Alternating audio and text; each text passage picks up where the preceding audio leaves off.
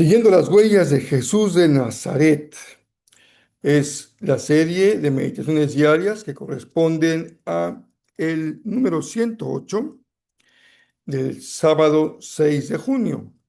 Hoy vamos a Lucas 19, 1 al 10, y nuestro tema es Jesús y los perdidos. Todos y cada uno sean muy, muy bienvenidos.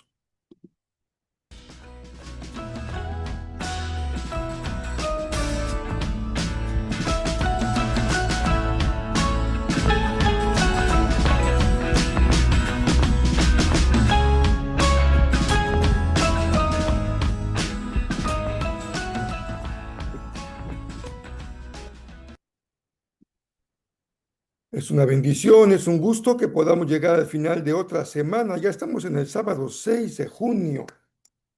Les decía yo hace algunos días que este año ha ido muy rápido. Ya estamos en junio, terminando, muy próximos a terminar la primera mitad de este año 26. Y también es una gran bendición el que podamos continuar leyendo la palabra, este regalo que Dios nos ha dado para conocerlo mucho mejor, para poder profundizar en el seguimiento de Jesús. Lucas 19 dice de esta manera: Jesús entró en Jericó y comenzó a pasar por la ciudad. Había allí un hombre llamado Zaqueo. Era jefe de los cobradores de impuestos de la región y se había hecho muy rico. Zaqueo trató de mirar a Jesús, pero era de poca estatura y no podía ver por encima de la multitud. Así que se adelantó corriendo y se subió a una higuera sicómoro que estaba junto al camino, porque Jesús iba a pasar por allí. Cuando Jesús pasó, miró a Zaqueo y lo llamó por su nombre. Zaqueo, le dijo, baja enseguida, debo hospedarme hoy en tu casa. Zaqueo bajó rápidamente y lleno de entusiasmo y alegría, llevó a Jesús a su casa. Pero la gente estaba disgustada y murmuraba: fue a hospedarse en la casa de un pecador de mala fama. Mientras tanto, Zaqueo se puso de pie delante del Señor y dijo: Señor, daré la mitad de mi riqueza a los pobres, y si estafé a alguien con sus impuestos, le devolveré 4 veces más. Jesús respondió: la salvación ha venido hoy a esta casa, porque este hombre ha demostrado ser un verdadero hijo de Abraham, pues el Hijo del Hombre vino a buscar y a salvar a los que están perdidos. Sin duda que esta es una historia muy conocida, también una historia que solemos compartir con nuestros niños, porque da lugar a poder incluso ejemplificarlo. Hay cantos infantiles, en fin, hay toda una serie de ayudas para poder comunicar y compartir el mensaje de esta historia. La hemos leído y hay algunos datos muy interesantes en el texto del Evangelio de Lucas. Es un buen ejercicio, creo yo, déjeme iniciar así este día, tener una visión panorámica de la obra de Dios. ¿Qué está pasando en el mundo hoy respecto a la obra de Dios? ¿Está creciendo el número de los que siguen a Jesús? ¿Estamos siendo relevantes en el mundo de hoy? ¿O acaso es verdad lo que leemos por algún lado y en otro, que estamos ya en una sociedad que ha abandonado al cristianismo? Seguro que estas preguntas no les quitan el sueño a todos los cristianos. Algunos ni siquiera se plantean preguntas como esta. Tal vez sean preguntas para líderes, para ministros, para especialistas, para estudiosos de las ciencias sociales. Pero cuando estamos meditando en la palabra de Dios, consideramos aquellas historias que nos describen lo que Jesús hacía, porque es nuestro maestro, y lo que a la luz de lo que él hacía nos enseña también a nosotros. Y uno de los cambios que ha vivido la Iglesia en esa visión panorámica las últimas décadas es tratar de ir girando su atención, su rostro hacia los no creyentes. Muchos han señalado que el cristianismo vivió por muchas décadas centrado en sí mismo, construir hermosos templos, contar con muchos recursos para el crecimiento interior de las organizaciones, preparar un personal especializado, ministros, maestros, misioneros, evangelistas, invertir muchísimo dinero en grandes edificaciones, algunos templos maravillosos. El costo de un candelabro puede significar el de muchos templos en la América Latina. Y el enfoque, se nos dice, es que se perdió de vista la razón de ser, la misión de la iglesia a la luz de los ojos de Jesús, lo que Jesús llamó los perdidos.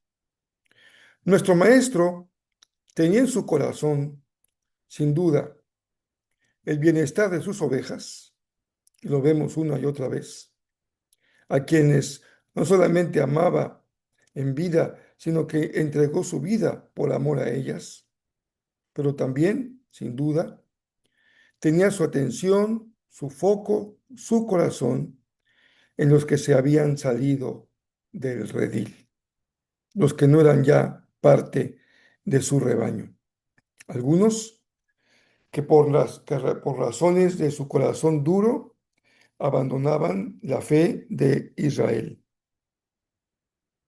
Algunos porque están fuera, no porque hayan renunciado a ella de forma explícita, sino porque han entendido mal el corazón de la fe de Israel. Pero otros porque nunca han sido parte del redil. Pero también Jesús, y especialmente Lucas, ha dicho en varias ocasiones, también debo de ir por aquellas ovejas que no son de este redil. Así que leemos la historia de Zaqueo con esta perspectiva en nuestro corazón. Y es interesante esta historia porque nos muestra a un perdido, Zaqueo, un poco peculiar. No estamos hablando de un endemoniado como el Gadareno, ni de un enfermo como el sordo o el mudo o el ciego o el paralítico, ni una persona inmoral como la mujer que había tenido 7 parejas. Se trata de una persona que tenía algunas barreras físicas, era bajito de estatura, y esto es importante porque le dificultaba ver a Jesús, y algunas barreras sociales, ya que era muy mal visto por los judíos, ya que representaba al Imperio Romano en algo que nunca le ha gustado a nadie, que es pagar impuestos. Sabemos que esa ocupación que tenía Zaqueo como líder de los cobradores de impuestos le había permitido amasar una gran fortuna. Así que era un hombre muy rico, pero un hombre también muy mal visto socialmente. Estamos hablando de una persona que está perdida, pero no es indiferente a Jesús. Tampoco es hostil. Tal vez tú te encuentras personas hoy que no son parte del redil de Jesús, pero incluso son indiferentes, o incluso hay algunos que son hostiles al Evangelio. Estamos hablando de un hombre que podríamos hoy catalogar como parte de los que llaman buscadores. El texto nos habla de un hombre con interés espiritual y que hace todo lo posible por ver a Jesús.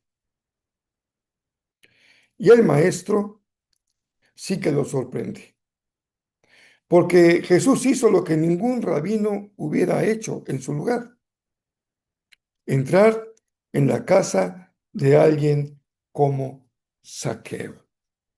Y esto a nosotros nos suena simplemente intrascendente, pero para el tiempo de Jesús era algo realmente muy, muy mal visto. Sin duda que Zaqueo era parte de ese grupo de los que hablamos el domingo, las malas compañías de Jesús. La reacción también que tiene Zaqueo es única, así como es muy peculiar que Jesús le diga que va a entrar en su casa. También al leer la historia encontramos en este hombre una reacción realmente extraordinaria. Venderá lo que tiene y le dará la mitad de su fortuna a los pobres, y devolverá si tomó algo que es de forma indebida, de forma cuadruplicada. Es claro que Zaqueo, con su reacción, identificó cuál era su problema, en dónde estaba su corazón, la riqueza.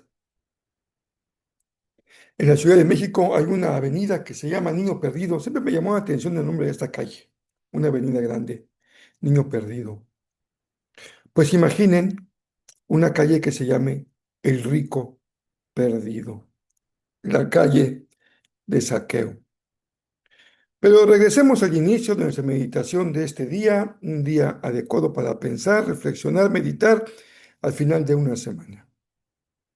Hay que seguir los cambios cuando los cambios son positivos. Dice por ahí una sentencia, gira cuando la ola gira. Si no giramos cuando la ola gira, lo más seguro es que la ola nos derrumbe. Y especialmente que girar, hay que hacer cambios cuando el cambio es positivo. Y cambiar de una iglesia centrada en sí misma, que piense en su beneficio, aunque sea muy legítimo y sea incluso algo que es bueno, a una iglesia enfocada en los perdidos, es un giro muy saludable. Como hemos leído en la historia de Jesús con Zaqueo, ese enfoque entraña desafíos, críticas y riesgos. Pero Jesús una y otra vez fue muy congruente, consecuente y muy valiente. Él corrió todos los retos que tenía que correr y los peligros que tenía que enfrentar. Él pudo haberse quedado platicando con Zaqueo debajo del árbol, pero él decidió acompañarlo hasta su casa y sentarse a su mesa y convivir con él. ¿Qué podríamos decir a la luz de esta historia? Oremos, trabajemos y construyamos comunidades de fe, iglesias enfocadas en los perdidos. La iglesia vive para Dios, sin duda. Su razón de ser es la adoración, pero la iglesia también existe para los de afuera, para los que aún no son parte del redil. Y para lograrlo se requiere un giro, no solamente de enfoque, de programas, sino un giro interior. Es decir, poner nuestro corazón en las personas que han extraviado su camino y se han alejado del Señor. Personas que por voluntad propia se han salido del rebaño o nunca han sido parte del rebaño. Personas que pueden estar resentidas, enojadas, frustradas, derrotadas o simplemente indiferentes. Recuerdo una historia que escuché en una famosa campaña llamada Una vida con propósito.